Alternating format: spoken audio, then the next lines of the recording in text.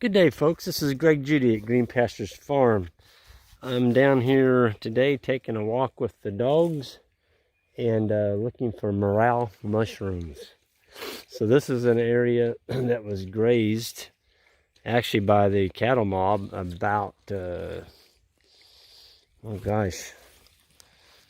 days ago. You see that cowmen are still pretty fresh, but they're only on here for about 8 hours. And this is the spot right here where several years ago, Jan, my wife, was down here, and it was early morning and we heard her screaming. I heard her screaming. It's like, oh my gosh, she's fallen down and hurt herself. And so I come running down here and she's standing in a patch of mushrooms.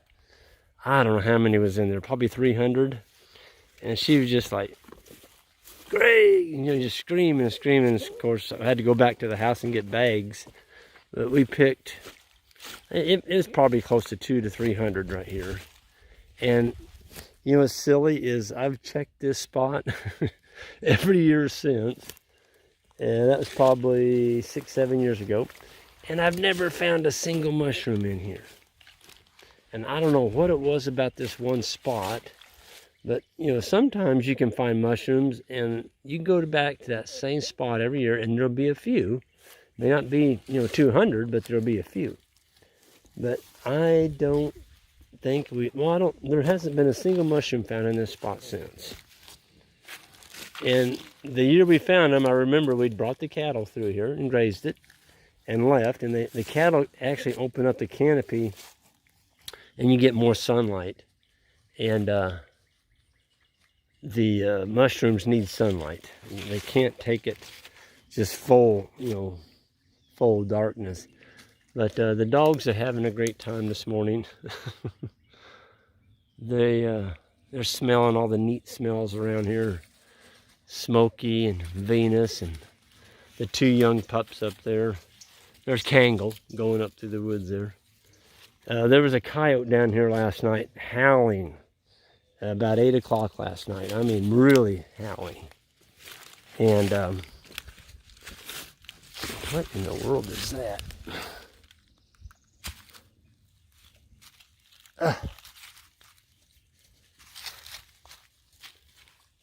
I'd be darned.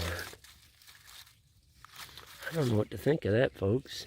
That is 2 pieces of wax with a string. It's an old candle. This is in a floodplain. Well, there's another piece.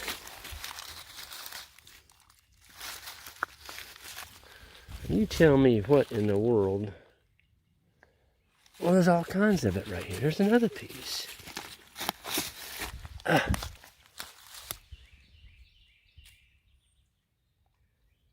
That is amazing. I'm going to leave that right there. And Jan can come down here and capture that and melt. You can make a candle out of that. That's a big candle. It's amazing it was all right here in one spot. So the creek came out of the banks here. Somebody threw a candle out upstream and it carried all the way down here. Still got the string in it. Anyway, Jan's been coming down here with the dogs, and this is her thing. Everybody has what we call their quality of life. What makes you tick? Ooh. There's a gobbler. Oh, he gobbled back behind me. Turkey season's in 2 weeks. Can't wait. But anyway, Jan comes down here and brings her loppers and her dogs, and she walks this area because our house is right up there on the hill. This is a beautiful riparian area down through here, and Jan brings her dogs in here and walks with the loppers, lets them play in the creek. And she goes after cedars. There's a lot of eastern red cedar that comes up in here. And Jan wasn't keeping track of them. We'd have thousands of them. But we don't have any cedar in here. I mean, there's some little bitty ones, but Jan really patrols them. And that's her quality of life. I mean, in the morning, she's down here with those dogs and she's taking a walk. So she gets her exercise. She's also, keeping the cedars out of our silvopasture areas. This is a silvopasture. These are all black walnut. that I thinned out years ago, and now they're really starting to make some good growth. I mean, some of these, this one right here, I mean, it goes 20 feet to the first limb. That's going to make a good saw log someday. We don't cut the black locust. I'm sorry, the black walnut. No, these are just too small, but they are the highest money tree in the state of Missouri. So someday they'll be worth a lot of money. You wouldn't want to cut them all, but they get harvestable size. You need to take some of them out before they just die. And then you've wasted that log. But the creek is flowing this morning. We're going to get another inch of rain today, they said. We got a 1/4 inch this morning. And we went and moved the mob, and we had 3 new calves. One was the first calf heifer, and she was doing a great job with her calf. And so it's always a good day when you have 3 new calves greeting you when you go to move the mob. Here's one of Jan's victims. I mean, she locked that dude. That's a pretty good sized cedar there. I'm telling you, she has absolutely cleaned these out. But, you know, back to Jan's quality of life deal. As long as Jan gets to take a walk in the morning with her dogs and lop a few cedars, she is one happy camper. That sets up her whole day. If she's rushed and she doesn't have time to do that, I mean, even when Jan worked in town, she'd get up early enough to come down here with her dogs and take that walk. And it just makes it just sets your mood for the whole day, you know? And I understand that. Absolutely do. And I love, you know, when I have time, I'll go with her if we get back from chores in time or whatever, especially on weekends. Look at all the little white flowers here in the timber. I mean, they're just everywhere. See them? Those are just beautiful, beautiful little white flowers. The ground is just covered with them. This is all white oak timber. This is where I cut my log cabin out of years ago. That was in 1978. I took 150 logs out of here and sawed them down to 8x8s and left one side rounded. And that's what I built my 3-story log cabin out of. And since then, I've sold that many years ago. But boy, it looks just like it did when I built it. It was all built out of white oak. Oh, I thought that was a snake. It's not. They're saying copperheads are starting to nest now and mate. We don't have many copperheads around. I think I've seen maybe a couple of my whole life around here. But you go down further south Missouri, there's a lot of copperheads. A lot more rocky down there. Up here, we don't have near as much rock. And so it doesn't seem to gather them as much. But you can see the dogs. This is one of their play spots. They love taking a sandbar. And those dogs will chase each other and just romp. And it's crazy. It's kind of fun watching them, actually. They're tremendous athletes. And then one of the things I like doing when I come down, Jan's up there lopping or playing with the dogs. I like walking these riffles. So every time it rains, here's one right here. Oh, I thought I had one. It's not. That could be a blank, though. That's what they call blanks. The Indians would take a rough piece of flint like that, and that is a blank. And they would have these blanks so that they could whip out a bunch of arrowheads real quick with that. I'm going to keep that. But after a big rain, you can come down in these riffles, and sometimes when the water is fairly deep and fast, it'll turn these rocks. It's like somebody taking a big rake through your creek. And when you turn the rocks, it's amazing. You can walk up here and there's an arrowhead just laying there on top of the gravel bar. And I usually find most of mine in what we call a blind riffle. A blind riffle is where your creek makes a bend like this. Okay, it goes back around over there and then it straightens out. So back over there, and I've already walked that one. That riffle back there would be the blind riffle because the creek is flowing that direction. Anyway, you know, on blind riffles, that's where your a lot of your arrowheads hang up. My all-time record, I found 5 in a blind riffle one time. Never been able to match that. Probably never ever will. but I found 5 arrowheads. And you think about that, that's an Indian sitting there napping that thing out back in who knows what year to go hunting, or, you know, to protect his family or whatever. It's just pretty cool when you find something that was made that long ago and it's in pristine condition. Pristine, I mean, just like he made it yesterday. And one of the best points I ever found was in this creek. And it was laying right out in the middle of the creek, just like that. And it was what we call a bird point. It was only about maybe an inch long, but it's beautiful. It's beautiful. Just, I couldn't believe my luck. I saw it and I just about dove in the pond, or dove in the creek to get it, because there was no doubt what it was when you saw it. I mean, you could see it under the water, and it was about that color, but it was just a gorgeous little bird point. And you think about a delicate little bird point, all the years of the rocks flipping around and all the current, you think it would have gotten broken, but it didn't. It was like somebody put it in a mold and made it out of flint. It was just unbelievable. But I enjoy walking the creek, especially looking for arrowheads.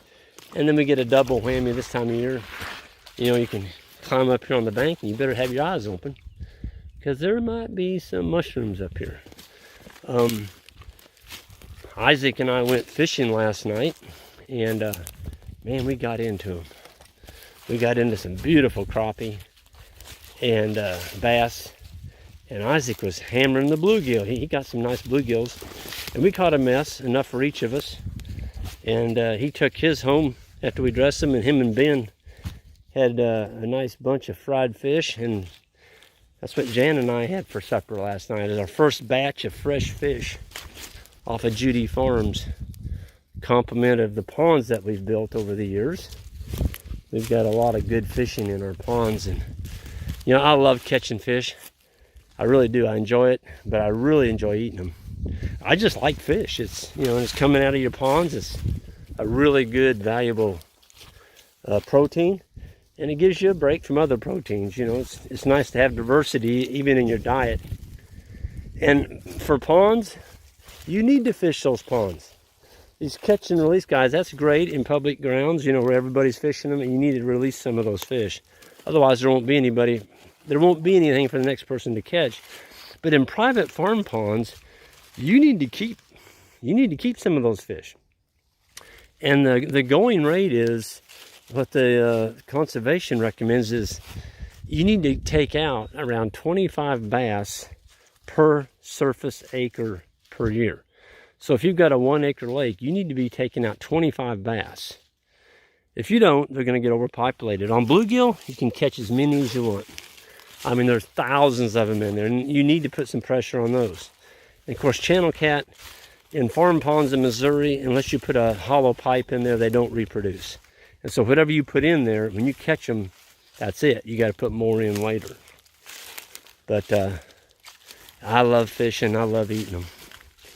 You know, that's what I did growing up. We fished it all the time. I found out yesterday, Isaac's the same way. From Michigan, his family's a big fishing area. I mean, that's what they did growing up. They just fished. And they've got some really good fishing in Michigan. Lots of different species of fish. But I'm still got my eyes out, folks. I thought I'd get lucky this morning. I could show you our morel mushroom. So far, it doesn't look like I'm going to be able to do that. I wish I could train these dogs to sniff out a mushroom. I mean, that would be awesome. Turn your dogs loose and let them find the mushrooms for you. Just go along behind them, picking them up. Haven't been able to do that yet. I guess there are dogs that find truffles. Truffles are a form of fungi that actually grow down in the soil. And people are now growing truffles, but there's dogs that can sniff them out. They train them. They train these dogs to find truffles. Kind of a big deal overseas. I think there are some people in the United States now raising truffles. Very, very, very pricey if you buy them. Man, this is just perfect mushroom habitat. And folks, I may be about 5 days early. I'm thinking, because today is the 12th, and it's usually around the 17th. But I thought I might find some early risers, because we got a beautiful rain last night. It's going to be 70 degrees today. This is just perfect mushroom habitat. Dogs, you all need to get busy. You all need to get busy and find me some mushrooms. Can y'all point me one? Maybe not. Well, folks, I've kind of rambled on, but this is a typical morning on Judy Farms, walking the riparian area. The dogs having a beautiful time. We're doing, our share on the social distancing, and I recommend everybody stay safe out there. I think we're going to have this thing behind us pretty soon, and it's just right now it's a tough time for everybody. Keep your chin up. Go out, take a walk with your dog today. Maybe look for some mushrooms, and we'll see you all down the road. For y'all new subscribers to my channel, welcome. I said subscribers, viewers. If you like what you're hearing, we're going to be covering more of the mob grazing and the spring turnout, and how to avoid overgrazing right now, and that's coming up in the next week. And we're excited. We've got green grass now, and spring is upon us, and life is good. So with that, I'm going to sign off. Everyone have a great day, and we'll see you all down the road.